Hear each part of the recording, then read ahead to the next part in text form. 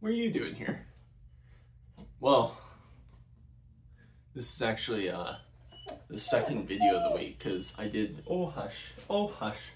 I did actually already make a video this week. I assume you already know this, just because I assume you're a loyal fan of mine.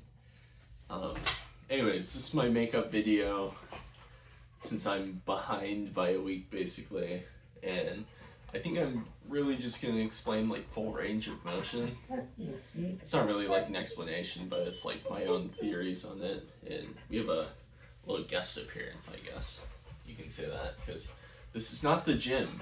If you recognize that this is not my car and I am not in a parking lot somewhere, I'm like actually at home on my mom's bench, and the heaviest weights we got are 20s, so it's definitely not going to be a great workout from this.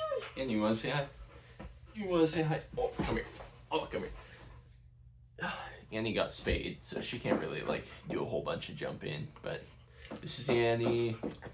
She's like 10 months now or something. She's trying to make me do a nip slip on screen. You guys will see my nips. Hey, down. You stay down. You're not supposed to jump. You're not supposed to jump. Hey, get down.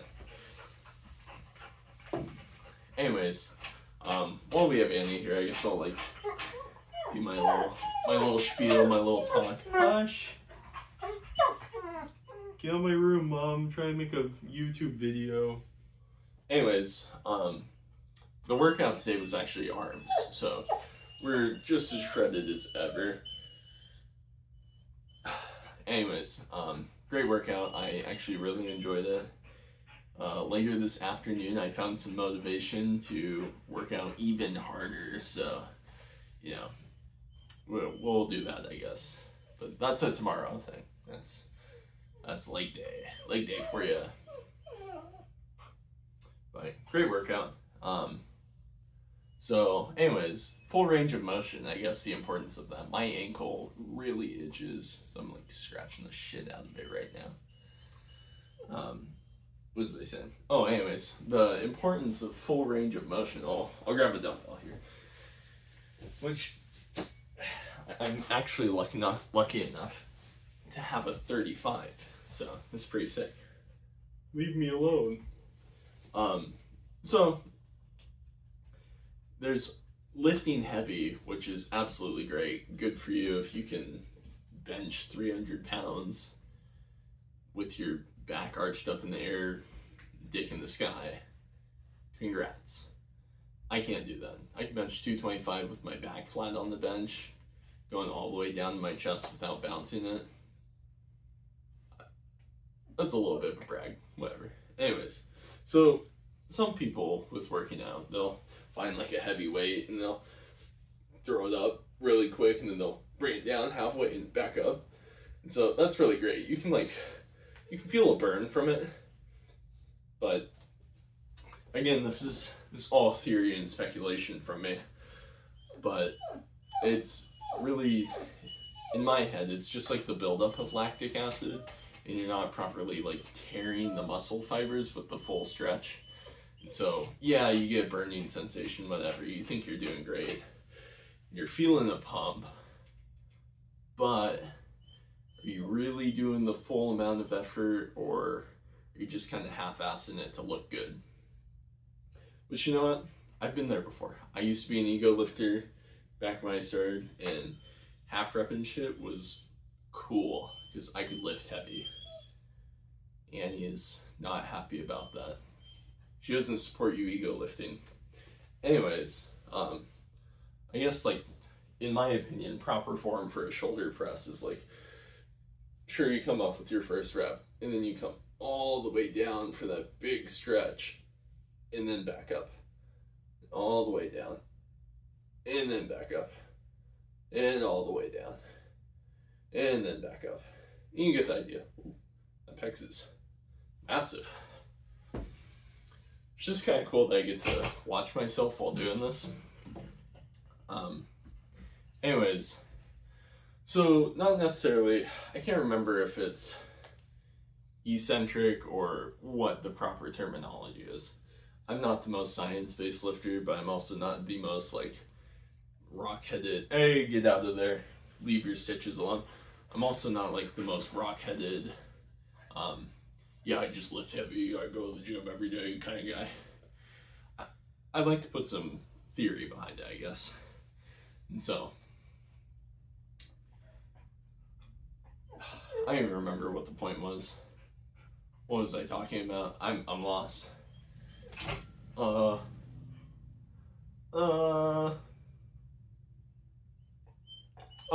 okay. Anyways, I call it like a positive and a negative movement because that's what I've heard before, and that's definitely like the less scientific terminology of it. But this will be like your positive movement. That part's not so important. It's the slowing down the negative movement that is much more important for you. Because essentially when you're pushing, you're not really, your muscles are shrinking, they're contracting basically. When you're coming down, they're expanding slowly, and they're stretching more and more and more and more, and then they shrink. And so that big negative movement of your muscles expanding more is super important. So I guess I'll show it with a curl too. I keep doing all these shoulder presses. So same thing with curls.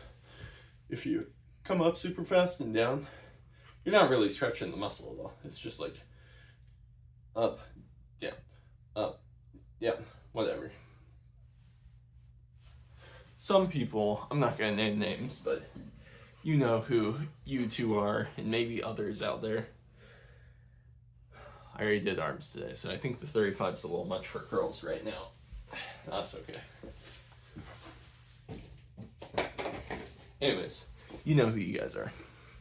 But some of you don't straighten your arm out all the way and do that full big stretch. Some of you will like come up and down, and then you'll like rock back forth. And so you're only really working out like the top part of your bicep when you do that. Then you're gonna get like really big peaks. I call them peaks and plateaus. Like this is the plateau part of your muscle, and this is the peak. And so you'll come up, and this part will be like massive, and this will just like shrink down immediately down here, instead of like, you know, working the full thing.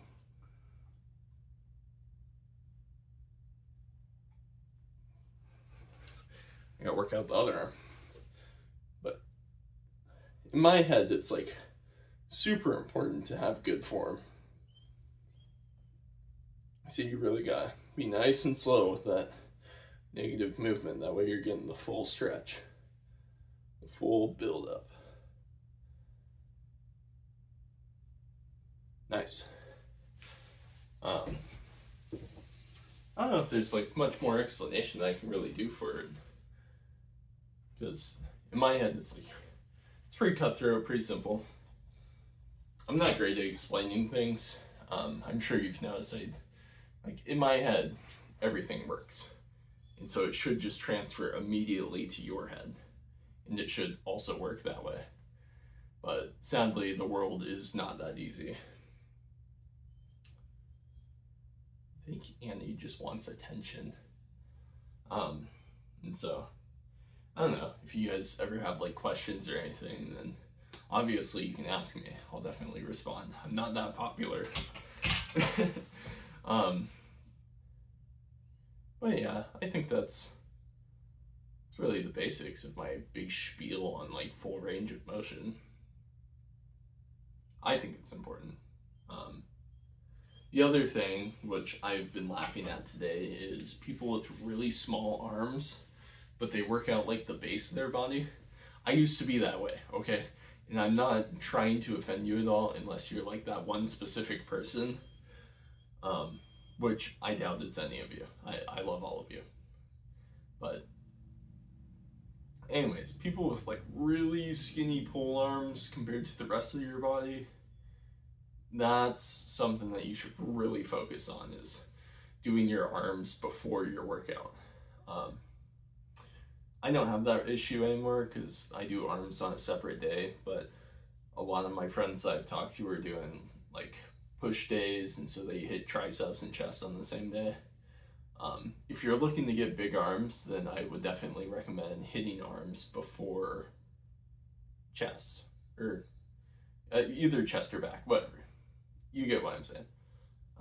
That way, you don't waste all your like energy reserves on your big muscles, and then you get to the smaller muscles, and you're like, oh, I'm already tired, so I'm just gonna like, oh yeah, this is good enough. Oh my god, the pig. That's too noisy for right now. Drop. Anyways, leave it alone. Anyways, I don't know. If you're looking to get big arms, I'd say hit arms first. And there's a big stipulation out there where you have to do everything heavy. Like, no matter what, you have to just lift heavy weights, the heaviest that you